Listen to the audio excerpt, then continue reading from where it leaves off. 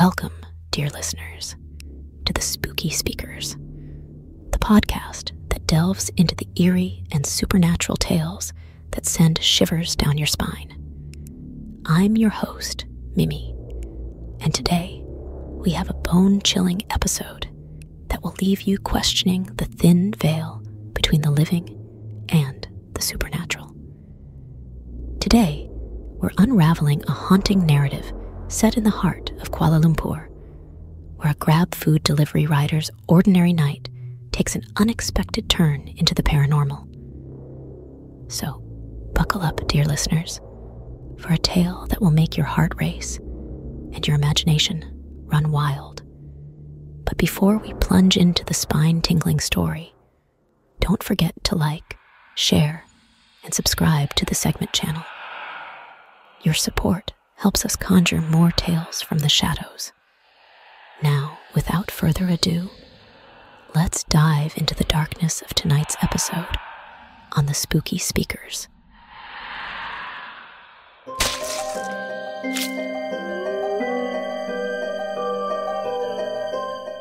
In the heart of Kuala Lumpur, where towering skyscrapers cast long shadows over hidden corners, lived a village boy named Boy. Drawn to the allure of extra pocket money, he took on the job of a grab food delivery rider. Little did he know that his journey would lead him to Damansara Heights, where the shadows whispered of a haunting tale. One fateful night, Boy received an order that took him to an abandoned house shrouded in darkness. As he approached the eerie structure, the air grew thick with a sense of foreboding. The moon's feeble light struggled to penetrate the dense canopy of ancient trees that surrounded the desolate mansion. Boy hesitated for a moment, but decided to proceed. The rusty gate creaked open, revealing a path that seemed to have long forgotten the footsteps of the living. The house loomed like a silent sentinel, waiting to unfold its secrets. Inside, Boy felt an unsettling chill as he navigated through the dimly lit hallways. The air hung heavy with the scent of decay, and shadows danced on the walls like restless spirits. As he approached the designated room, a faint, mournful wail echoed through the corridors. In the room, Boy discovered an old, dusty crib, a relic of a time gone by. The air grew colder, and the room filled with an otherworldly presence. Suddenly, a figure materialized before him. A woman, her eyes bloodshot, and her appearance ethereal. The room seemed to pulsate with the intensity of her sorrow. "I am Kasima," she whispered, her voice carrying the weight of decades of anguish.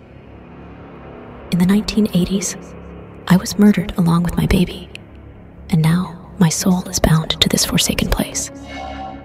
Boy, frozen with fear, managed to stammer, What do you want?"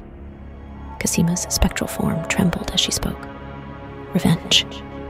The one who took my life still walks among the living, and I yearn to see justice served." A flickering lantern cast eerie shadows on the walls as Kasima recounted the tragic tale of her demise. Boy, caught in the grip of terror, felt a surge of empathy for the vengeful spirit before him. As Kasima faded into the darkness, she left Boy with a haunting warning. "If you have a heart, help me find the one who wronged me. The curse of the Pontianak can only be lifted through justice."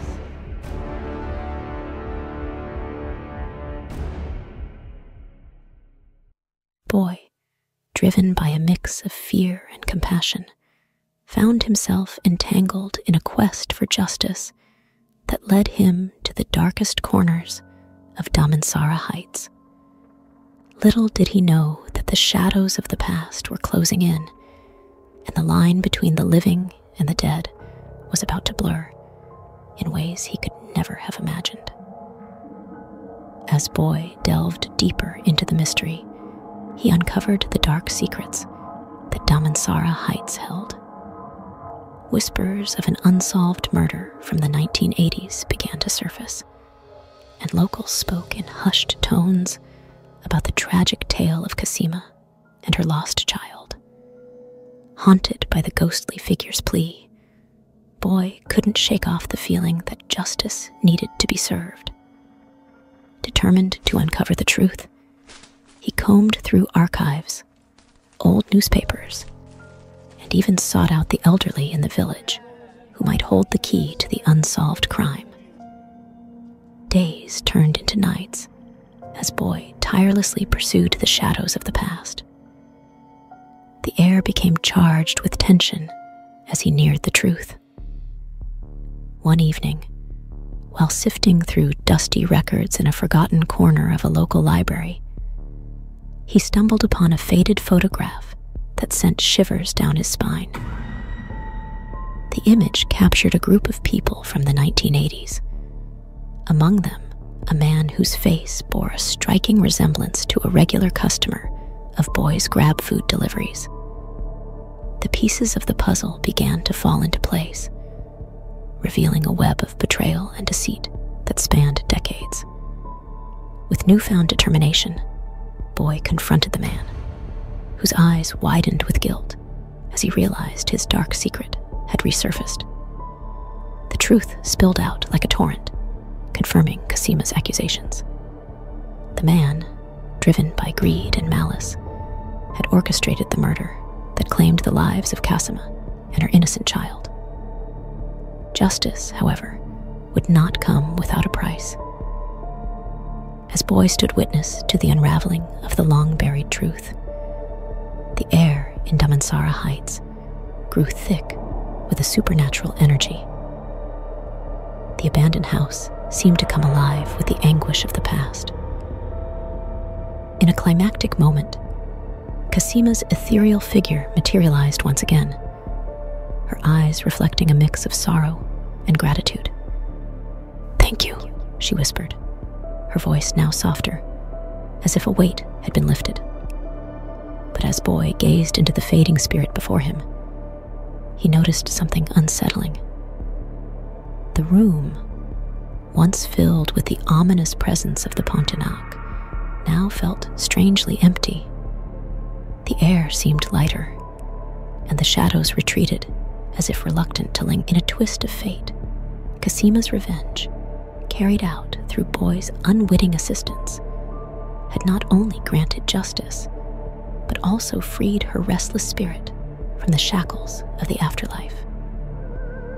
As she faded away, the abandoned house echoed with a final, mournful wail that gradually dissolved into silence.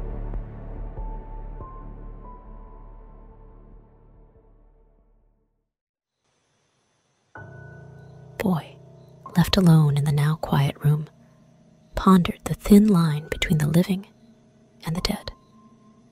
The ghostly encounter had changed him, leaving an indelible mark on his perception of the supernatural.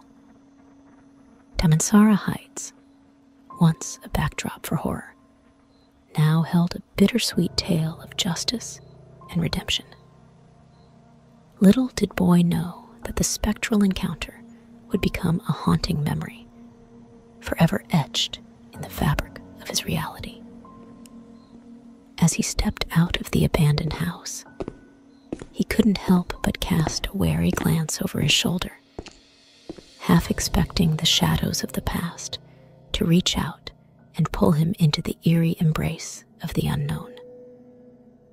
In the days that followed the resolution of Kasima's haunting, Boy's life seemed to regain a sense of normalcy. Yet, the echoes of the supernatural lingered in his thoughts. One evening, as he rode through the dimly lit streets of Kuala Lumpur to make a late-night delivery, a sense of unease settled in the pit of his stomach. The order led him to an isolated neighborhood where towering buildings cast elongated shadows that seemed to reach out for him. The address he sought was an old apartment complex with flickering lights in the dimly lit corridor. The air hung heavy with an unnatural stillness, and a chill ran down Boy's spine. With trepidation, he approached the designated unit, its door slightly ajar. The soft glow of a flickering candle inside cast eerie shadows on the walls. Boy hesitated, but took a deep breath, attributing his anxiety to an overactive imagination fueled by recent events. As he entered, the door creaked closed behind him with an ominous finality.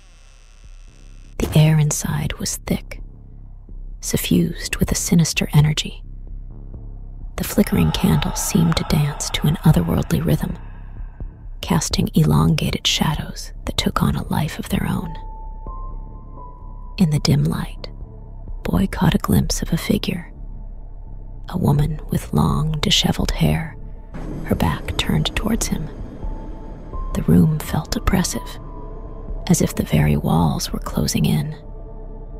He stammered, I have your delivery." No response. The woman remained motionless, her presence hauntingly silent. A sense of dread intensified as Boy took a step back, his eyes fixed on the mysterious figure. Suddenly, she turned around, revealing a face veiled in darkness, her eyes gleaming with an otherworldly luminescence. A shiver ran down Boy's spine as he realized the truth. He was not alone with a mere mortal. The air grew colder, and the room pulsated with an ominous energy. The woman's lips parted, revealing a ghastly visage as she whispered, "You meddled in affairs beyond your understanding."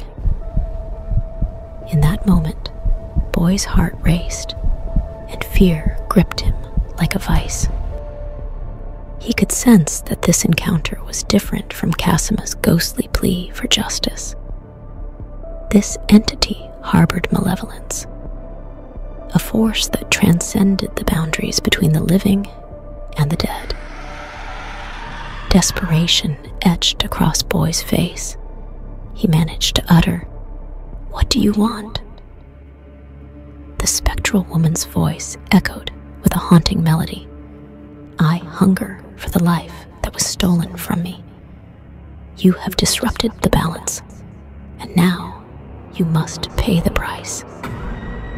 As the words hung in the air, the room plunged into darkness. Boy could feel a chilling presence closing in on him.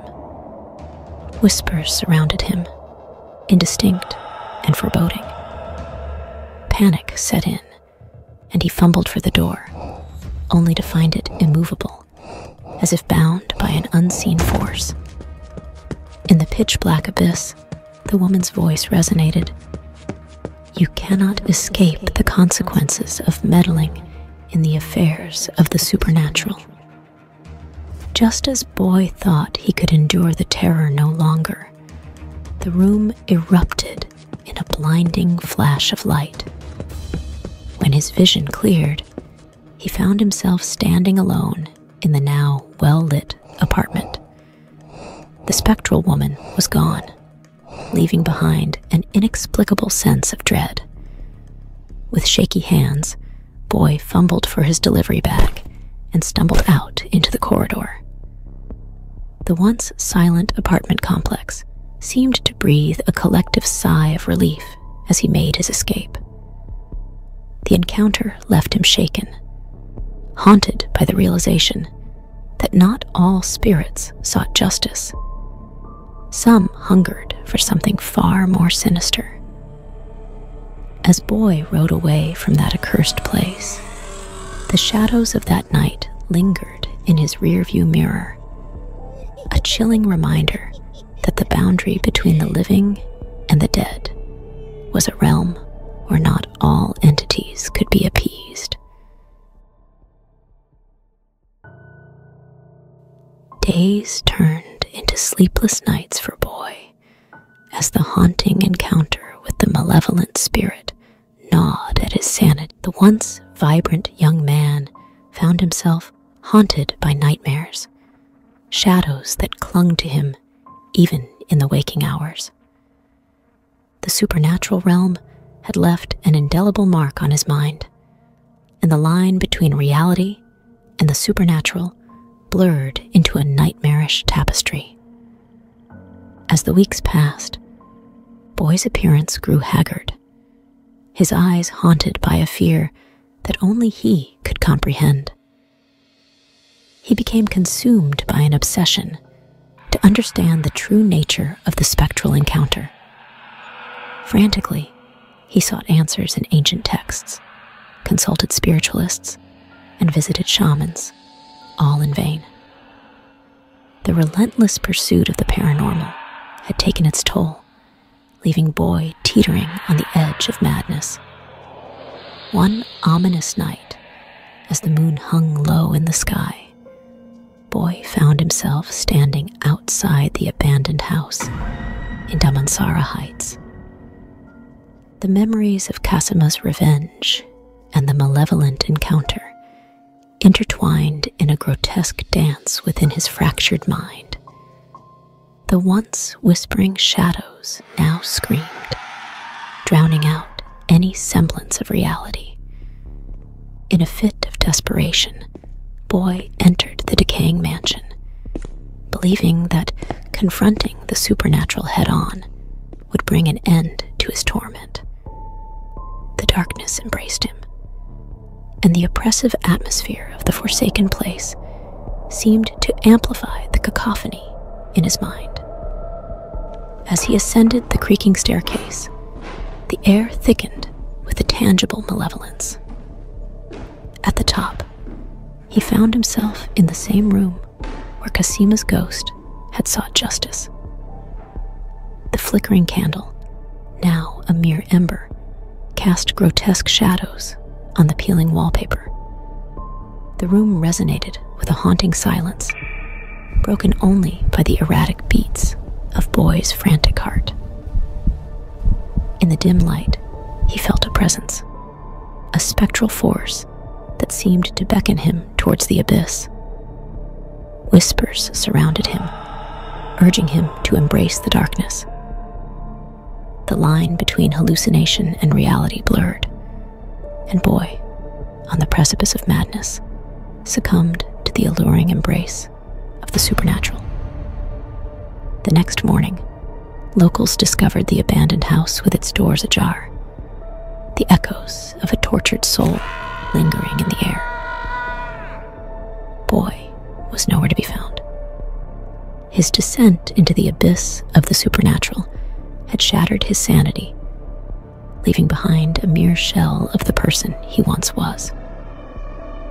The authorities, unable to make sense of his disjointed ramblings and haunted demeanor, deemed Boy a danger to himself and others. He was committed to the confines of a mental asylum, where the tormented echoes of that fateful night continued to torment him.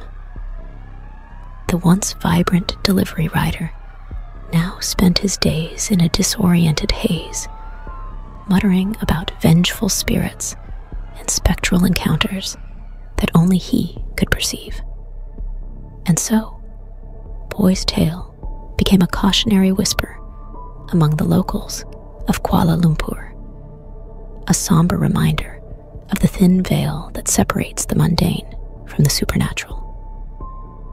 Damansara Heights, with its abandoned house and lingering spirits, became a place of dread, a sanctuary for the tormented soul of a young man who dared to tread where mortals should not.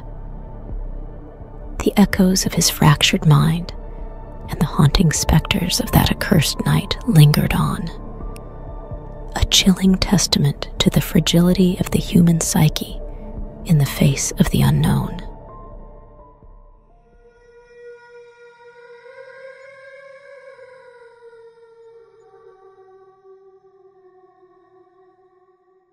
So guys, what do you think about this grab rider story? In my opinion, this eerie tale weaves a tapestry of supernatural encounters, blurring the lines between the living and the dead. The story explores the consequences of meddling with forces beyond human understanding, emphasizing the thin boundary between reality and the supernatural. The descent of Boy into madness serves as a cautionary reminder of the fragility of the human psyche when confronted with the unknown. It underscores the chilling idea that some encounters with the supernatural can lead to irreversible consequences, leaving indelible marks on the mind. The haunting atmosphere and dramatic twists add layers of suspense and horror, making it a compelling yet cautionary ghost story.